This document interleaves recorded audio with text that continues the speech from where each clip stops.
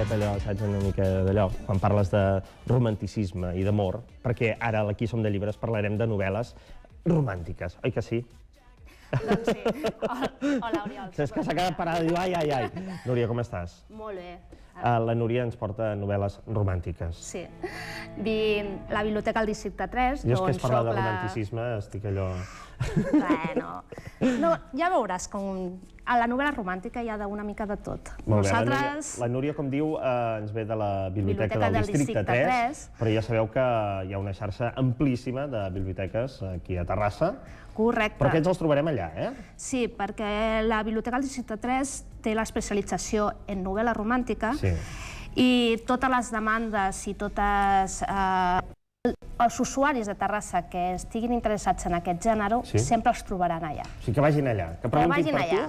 Allà em trobaran cada dia. Hi ha una secció, a més, puc ensenyar-ho, en el llom del llibre apareix un cor aquí amb una fletxa, allò travessat, que és ràpid identificar dins de la biblioteca el gènere de romanticisme, en aquest cas, Molt bé, atenció, perquè tots aquells que sigueu romàntics, preneu nota, perquè aquí tenim molt bones propostes i potser un dels llibres més demanats, no? Algun que altre. Dels més sol·licitats, si més no. Molt bé, va, doncs per on comencem? Vinga. Doncs, bueno, abans de tot us vull explicar una miqueta la novel·la romàntica o el gènere rosa. Molt bé. I us començaré dient una anècdota. El gènere rosa va començar als anys 30 a anomenar-se d'aquesta manera a Espanya. Ah, sí? I el per què? Perquè la portada era de color rosa. Home! Molt original, això, Sí.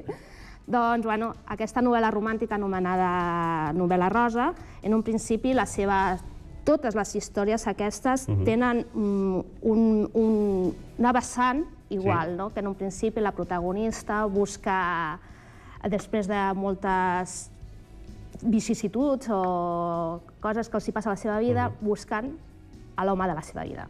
D'acord? I a partir d'aquí? A partir d'aquí es desenvolupen totes aquestes novel·les. Molt bé, alerta, perquè clar, el rosa sempre s'associa al públic femení, sobretot, però en aquest cas, em comentava la Núria fora de pantalla, que la novel·la romàntica, en aquest cas, es veu que la més sol·licitada, o les persones que ho sol·liciten més, són homes. Bueno, cada vegada hi ha més homes que sol·liciten la novel·la romàntica. Caram, això ho dic perquè ho has dit tu, Sí, i ara quan parlem d'un llibre us comentaré quins són els que més agraden als homes. Doncs va, comencem pel primer. Comencem pel primer. Que té portada rosa, precisament. Portada rosa, per això també us ho he portat. Vinga. Bueno, comencem per aquest, perquè dintre de la novel·la romàntica també hi ha tipus de gèneres de novel·la romàntica. En aquest cas us he triat aquest perquè justament és el que li diuen romàntica històrica, més que res perquè quasi tota la seva està ambientada en l'època de la regència, d'Anglaterra, d'Escòcia, i en aquest cas no cal que us comenti que el títol Secretos en Londres ja se sap on està ambientada, no? Sí, saps que hi ha una història d'amor, això ho tens clar, però el que no saps és la història de més a més. La història. Que complementa, diguéssim, això. Complementa, exacte. Això és les novel·les històriques romàntiques, és el que té, que en un principi està ambientat en alguna època i a partir d'allà els protagonistes es coneixen i li passen moltes coses. El títol ja té la seva cosa, Secretos en Londres. Sí. A veure què deu haver aquí. Sí. Va, passem a la següent. Al següent. No, me'l quedo jo, home. Ah, vale. Si dic que als homes ens agrada, doncs au, demostrem això. Aquest és novel·la romàntica contemporània. La diferència amb l'altra és que en un principi aquí les històries justament són més actuals. La protagonista ja és una dona una mica més independent i li passa... Bueno, les històries són més actuals, per dir alguna cosa. Aquesta us he portat una novel·la de la Danielle Steel, el que passa també de les autores també molt reconegudes. Mediàtiques. Sí, la Nora Roberts, la Linda Howard, són d'aquestes contemporànies. Aquestes també se li diuen novel·les romàntiques de suspens, perquè tenen aquella cosa de... Sí, i per això també els agrada als homes, perquè moltes d'aquestes poden passar-se com novel·la una mica... Me la quedo, aquesta, també. Ja està. Vinga. Anem pel tercer. Vinga.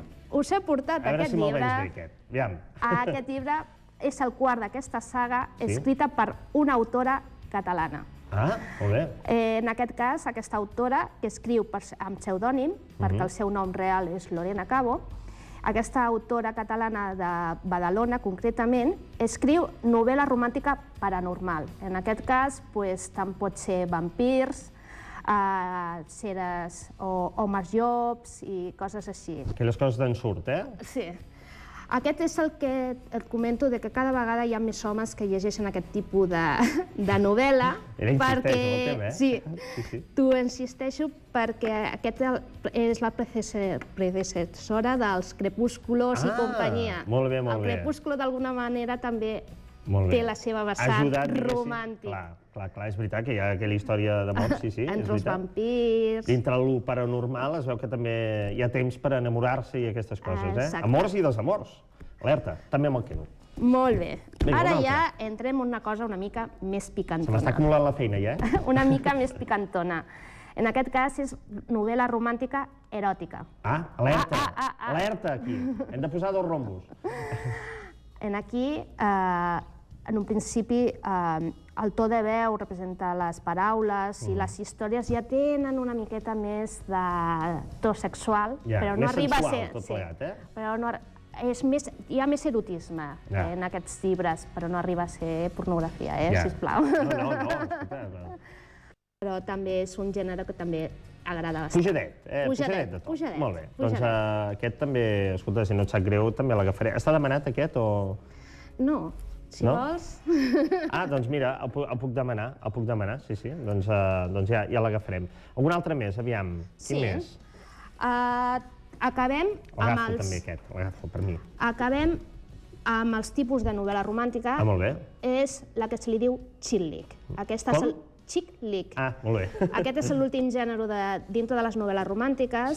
Aquí les protagonistes són unes dones joves, més independents, més alliberades... La dona xic, vols dir? Sí, una dona... O sigui, ve d'això?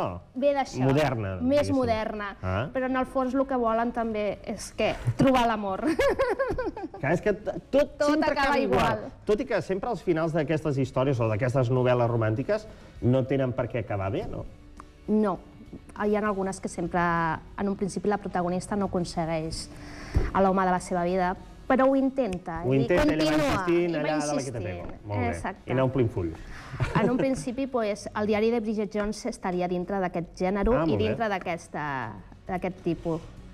També m'agrada. Va, me'l quedo aquest. Ara us porto aquest llibre, que és el primer d'una saga escrita per un home. Què dius ara? Per això ho he portat. Molt bé. Que pocs n'hi deu haver, N'hi ha molt pocs. D'aquesta manera, no? N'hi ha molt pocs, o com a mínim nosaltres, jo concretament he trobat molt pocs, però dintre de la biblioteca també hem de donar cabuda a tots. Clar que sí. I aquest és el primer de 7 llibres d'una saga que es diu Siete novias, és una mica Siete novias para 7 hermanos. I aquí la protagonista arriba a un ranxo de Texas hi ha 7 germans. Per fer feina, diguéssim, Per fer feina, sí. Molt bé. Exacte. Té per triar i remenar, eh? Molt bé, doncs aquest també, aquest també. I vull acabar... Ja te'ls tornaré, perquè n'hi ha molts. N'hi ha molts. Vull acabar amb aquest llibre, que encara que l'autora es diu Arlette Geneve, és una autora espanyola, que realment és que moltes autores espanyoles que escriuen novel·la romàntica escriuen sota pseudònim. En aquest cas també, i l'autora es diu María Martínez Franco. Està bé, ara entenc el pseudònim. Ara entens. I a més és veritat, les novel·les aquestes romàntiques, no sé per què s'ha agafat aquesta manera de posar pseudònims als noms, no? I l'he escollit d'alguna manera perquè, com cada vegada hi ha molts autors saxons, representant totes les novel·les romàntiques, la majoria són traduccions. En aquest cas es va fer una associació d'autores espanyoles, de la qual una d'aquestes era ella, i també fan uns premis Terciopelo de novel·la romàntica. En aquest cas, aquesta autora ha sigut la guanyadora de l'últim Premi Terciopelo romàntic. Amb aquesta novel·la? Justament amb una que sortirà, perquè el premi s'ha donat a finals d'any, al desembre. Per tant, és recent i és novetat. Encara és recent, és novetat, però us prometo que estarà a la Biblioteca del Districte 3. El que passa és que s'ha portat la novel·la anterior a aquesta. Bueno, perquè la puguem conèixer una miqueta més, està bé que anem llegint aquest mentre estem a l'espera, ja que diu la Núria que arribarà, doncs per estar pendents a veure que quan arribi l'altre, i així ja haureu llegit l'altre. Doncs explica'ns una miqueta la història o no ens vols explicar massa feina? En aquest cas és una novel·la romàntica històrica i està ambientada en Espanya, justament en Andalusia, i l'Anglaterra. Molt bé. És el primer també d'una trilogia, és que aquestes autores quasi quan comencen amb una tenen continuïtat, i bueno, a la protagonista li passen mil i una coses. Doncs Núria, moltíssimes gràcies. Ja sabeu que hi ha una xarxa de biblioteques, insistim, a més hi ha una pàgina web on us podeu adreçar i podreu veure totes les biblioteques, que segur que en teniu alguna de prop, potser la de la Núria la teniu a propet, la del Districte 3, i podreu fer-vos amb aquestes novel·les, i si no la teniu a prop, escolta, agafeu l'autobús i us hi apropeu. Núria, moltíssimes gràcies, com deia. Ara aniré llegint això, mentrestant fem una pausa per la...